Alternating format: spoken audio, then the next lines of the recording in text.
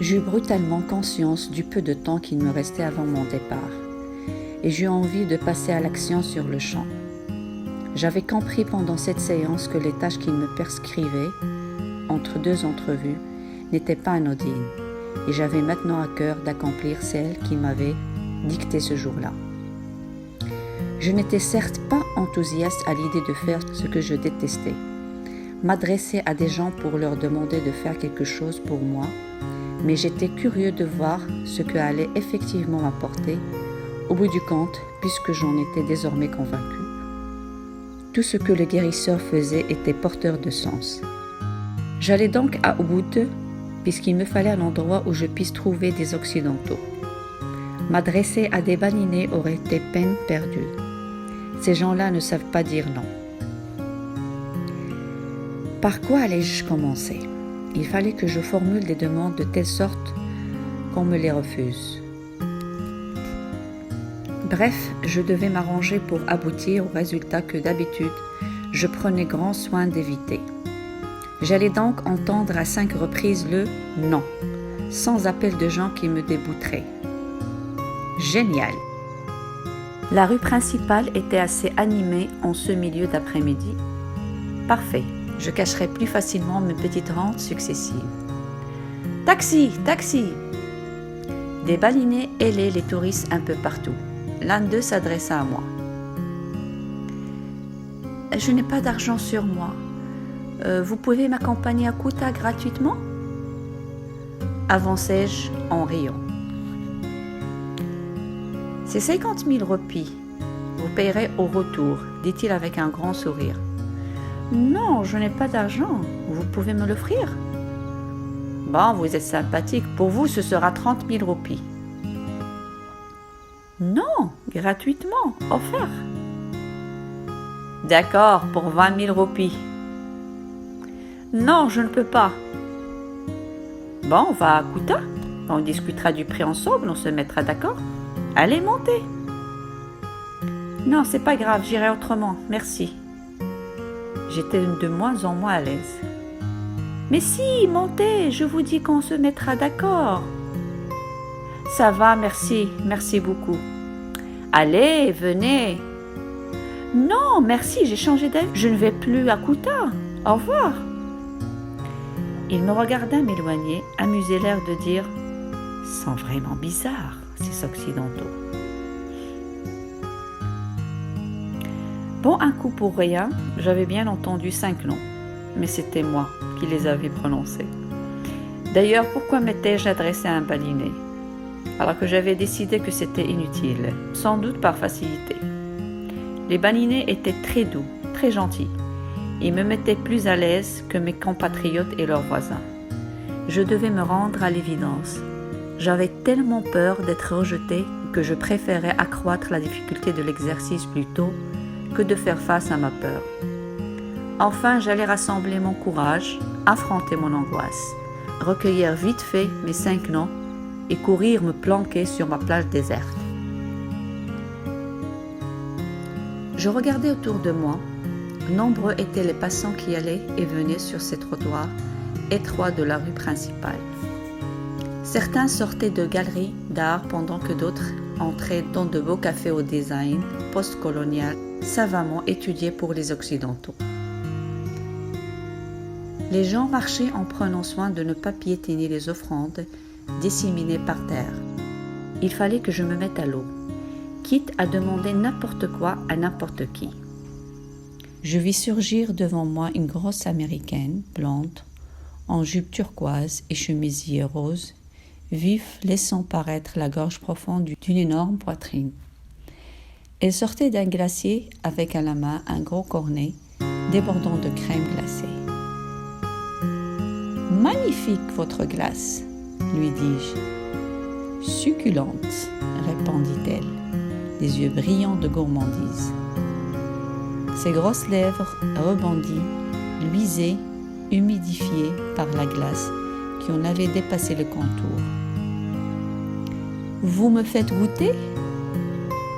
me forçai-je à demander. « Oh, vous alors, vous êtes un coquin ?» dit-elle. les yeux pétillants en abordant un sourire gloutant.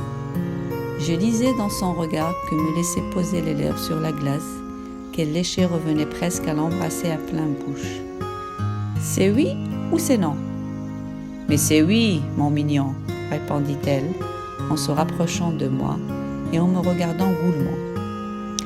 « Non, je plaisantais, dis-je, me forçant à rire. « N'ayez pas peur, vous pouvez goûter, allez-y. »« Non, merci, je disais ça comme ça, juste comme ça. Allez, au revoir, bonne dégustation. » Je la laissais planter là, incrédule, au beau milieu du trottoir, la main figée comme en catalepsie sur son cornet et la glace coulant lentement sur ses gros doigts bouffis. Encore un échec, et avec des dommages collatéraux. J'étais rouge pivoine et je m'en voulais d'avoir peut-être blessé quelqu'un. Je hâtai le pas et bifurquai dans le premier chemin que je croisais sur ma gauche. J'enfoulai la terre battue quelques instants en rassemblant mes esprits. Je me demandais quelle serait ma prochaine requête lorsque je vis sur un portail en bois une pancarte annonçant « Bringa Juita ». J'avançais aperçu à travers la végétation dense les quelques bungalows d'un hôtel caché sur les arbres. Je m'approchai lorsque 2 touristes franchirent le portail. « Excusez-moi, leur dis-je, vous résidez à l'hôtel ? » ?»« Oui. »« Moi, je suis dans l'est de l'île. Ma voiture vient de tomber en panne. Il ne sera pas réparé avant demain. Je n'ai absolument pas d'argent sur moi pour dormir à l'hôtel. Je sais que ma demande est incongrue, mais est-ce que par hasard vous accepteriez que je dorme cette nuit dans votre chambre ? Je ne voudrais pas passer la nuit dehors. » Ils se regardèrent un instant, surpris, puis l'un des deux me dit « Votre voiture est en panne ? » Oui. Vous n'avez pas demandé au réparateur de vous loger ? Non. Les gens sont très hospitaliers ici. Il pourra peut-être vous accueillir chez lui ou vous recommander auprès d'un de ses voisins. Moi, je voudrais bien, mais notre chambre est assez petite. Vous voulez que je demande à l'hôtel ? On est depuis 8 jours. Ils commencent à bien nous connaître. Je sais qu'ils sont complets, mais ils connaîtront sûrement quelqu'un qui peut loger un ami de leur client. Non, je vais me débrouiller. Merci, c'est très sympa. Quand vous voulez. Merci quand même. Bon courage. Merci, au revoir. Bon sang, ils ne pouvaient pas dire non, tout simplement. En les regardant disparaître au coin de la rue, je commençais à avoir l'impression que ça allait être plus dur que je ne croyais. Un autre touriste quitta l'hôtel à cet instant et je m'apprêtais à renouveler ma demande lorsque sa démarche féline, son style vestimentaire, la finesse de ses traits et la boucle d'oreille qu'il portait m'arrêtèrent dans mon élan. J'eus subitement peur qu'il acceptât ma proposition. Je rebroussai chemin jusqu'à la rue principale. Toujours autant de monde. Il fallait que je trouve quelque chose de tellement énorme que les gens seraient obligés de refuser. Voyons, de l'argent. Oui, c'est ça, de l'argent. Dès qu'on touche à leur porte-monnaie, les gens se mettent sur leur garde et deviennent beaucoup plus directs. Je passai devant l'entrée de la poste et m'adressai à la première personne qui en sortit. La cinquantaine, cheveux gris coupés très courts, assez masculine, du genre affirmé, qui n'a aucune difficulté à dire non. La proie idéale. Je l'aimais déjà. Excusez-moi de vous déranger, mais j'ai absolument besoin de passer un coup de fil important à l'étranger. Je n'ai pas d'argent sur moi. Pourriez-vous avoir la bonté de me donner 500 roupies pour que je puisse utiliser la cabine de la poste. « Vous avez un coup de fil urgent ?» demanda-t-elle sur un ton assez directif. « Oui. »« Vous devez appeler où ?» Il me regardait droit dans les yeux en fronçant les sourcils. « Aux États-Unis. »« Vous en aurez pour longtemps ?»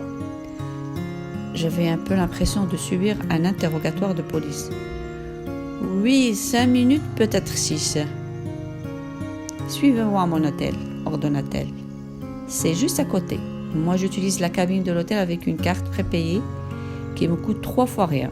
Mais vous pourrez l'utiliser 3 minutes montre en main, pas plus. » « Ah, malheureusement, ça ne va pas suffire. Vous accepteriez 6 minutes ?» Je ne me connaissais plus. Jamais je n'aurais eu le culot de demander cela auparavant.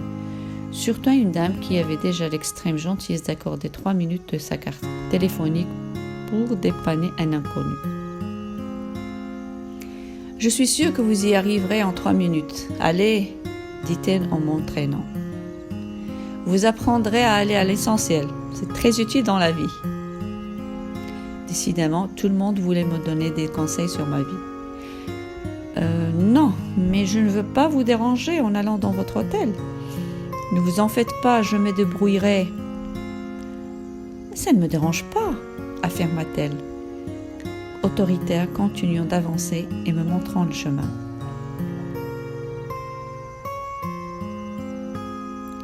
Mais vous en aurez sans doute besoin vous-même. Je ne veux pas entamer votre crédit de communication. Allez, cessez de vous poser des questions métaphysiques. C'est ça causer un problème. Je ne vous l'aurais pas proposé. 10 minutes plus tard, j'appelais mon numéro personnel à la maison pour dialoguer sur un ton, empressé avec mon répondeur téléphonique. Je raccrochais au bout de 2 minutes. Vous aviez raison, 2 minutes en suffit. Parfait, bon. Vos affaires s'arrangent ? Demanda-t-elle sur le ton d'un contrôleur des travaux finis. Oui, je ne sais comment vous remercier. Dans ce cas, ne me remerciez pas. Au revoir, bon fin de séjour. Au revoir et souvenez-vous, dans la vie, il faut savoir aller droit au but. Il me regarda m'éloigner et lorsque je me retournai, 10 mètres plus loin, elle souriait, manifestement contente d'elle-même, et très loin de se douter qu'elle avait agi à l'inverse de mes intérêts. J'entrai abattue dans le premier café pour me rafraîchir. À ce rythme-là, il me faudrait 1 semaine pour rassembler mes 5 noms. C'était déprimant. Une fois la porte franchie, la tranquillité de Youghiz contrasta brutalement avec ma lassitude et m'enveloppa instantanément de bien-être lumière, atténuée par d'élégants stores vénitiens en bois, fauteuil bas, table basse, musique de Cha'ban, Yahya à bas de volume, clients parlant à voix basse, lieu idéal pour me poser quelques minutes et me ressourcer. Je commandai un thé glacé en m'enfonçant dans l'un des fauteuils, laissant retomber la tension accumulée.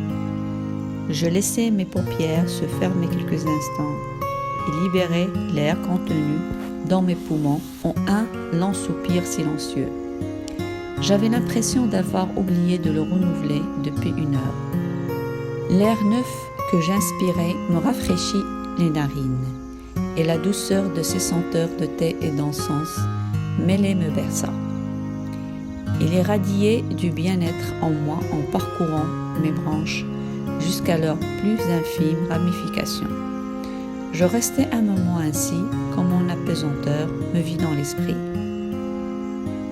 Lorsque je les rouvris, je vis telle une apparition, une jeune femme assise sur un pouf à quelques mètres de moi. J'aurais juré qu'il n'était pas là quand j'étais entrée, à moins qu'il ne fût déjà installé et que le tourment de mon esprit ne me l'eût rendu invisible jusqu'à ce que je me détende. Elle était très mince et son dos étroit, que je voyais de profil, marquait une cambrure naturelle accentuée. Ses longs cheveux châtains étaient attachés sur sa nuque. dévoilant celle-ci suffisamment pour que j'en apercevoie la finesse. Elle était absorbée par un livre qui reposait sur la table basse, et sa main droite tournait machinalement la petite cuillère dans la tasse de thé fumant. Je l'observais longuement, admirant sa grâce naturelle, et s'interrompit pour porter la tasse avec ses lèvres, de jolies lèvres rebondies qui me faisaient penser à une framboise. Elle reposa la tasse en tournant délicatement la tête de mon côté, et son regard se posa sur moi, comme si consciente de ma présence, elle avait attendu le moment voulu pour me prêter attention. Ses yeux rencontrèrent les miens et ne le quittèrent plus pendant un temps qui me parut une éternité. Mon regard était tellement happé par le sien que je n'osais même plus cligner des paupières. J'avais l'impression que la distance qui nous séparait s'amenuisait comme sous l'effet d'un zoom qu'on en actionne, et tout ce qui était autour de nous avait basculé dans le flou ou disparu. J'étais entourée par le néant face à l'œil d'un cyclone de beauté qui m'inspirait, tel un trou noir. La musique ambiante me semblait lointaine et en même temps, elle aurait pu me provenir de l'intérieur de moi-même. La jeune femme ne souriait pas et son visage était parfaitement immobile. Seules ses délicates narines se soulevaient imperceptiblement au rythme de sa respiration. Il aurait été vain de tenter de décrypter ses pensées, de comprendre ce que signifiait son regard. Ce que nous vivions était au-delà des pensées, au-delà du langage, au-delà de la compréhension. Son âme parlait à mon âme, qui lui répondait. Cela ne regardait qu'elle, et il était inutile de chercher un sens à ce qui nous dépassait. D'ailleurs, je n'avais envie de rien, besoin de rien. Je n'étais plus moi, j'étais au-delà de moi. J'avais peut-être atteint pour quelques instants cette dimension où les êtres se rejoignent et communient sans parler. Je vécus une telle distorsion du temps que je fus incapable a posteriori de savoir combien cela avait m'apporté l'addition en engageant la conversation. Le temps de répandre, de chercher mon argent, de payer, de recevoir la monnaie, elle n'était plus là. Elle avait disparu comme elle était apparue. Je sentis qu'il était inutile de la chercher, de me précipiter au dehors, d'interroger les personnes présentes.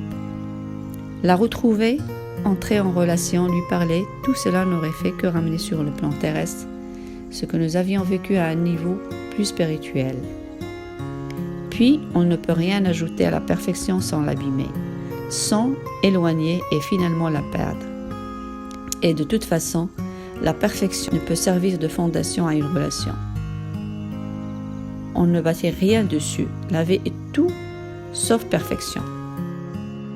Je restais un certain temps au yogis avant de me rappeler ma tâche. Je sortis y passer l'heure qui suivait à m'adresser à diverses personnes pour formuler différents types de demandes, allant de plus en plus loin dans l'inacceptable. Pourtant, jamais je ne parviens à recueillir un non, franc et massif. Soit les gens accédaient partiellement à ma requête, soit ils cherchaient à trouver un moyen indirect de répondre quand même aux besoins que je formulais.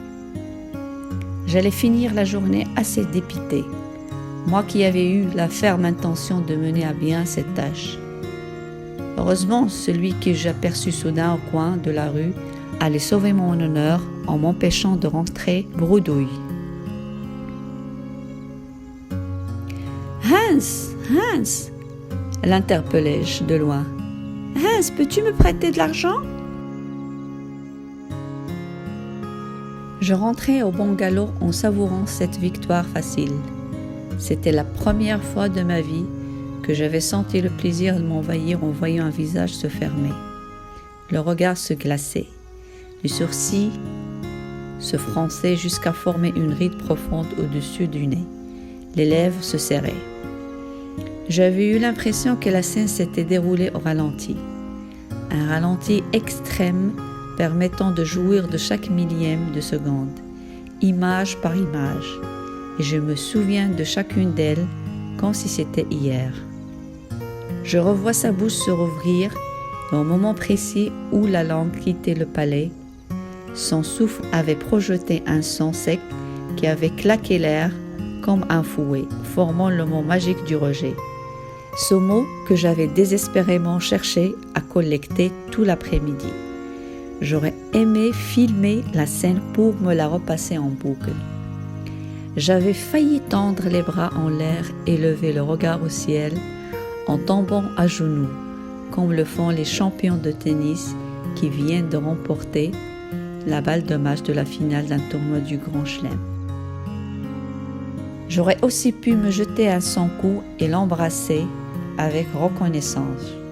Je m'étais contentée de sourire et de le regarder en silence, attendant le plaisir de le voir justifier sa position avec une excuse bidon ou une morale à 2 balles. Quand je lui avais dit que c'était une plaisanterie, que je n'avais pas besoin d'argent, il avait ri, du rire forcé de celui qui est soulagé mais a conservé la crispation induite par la demande initiale.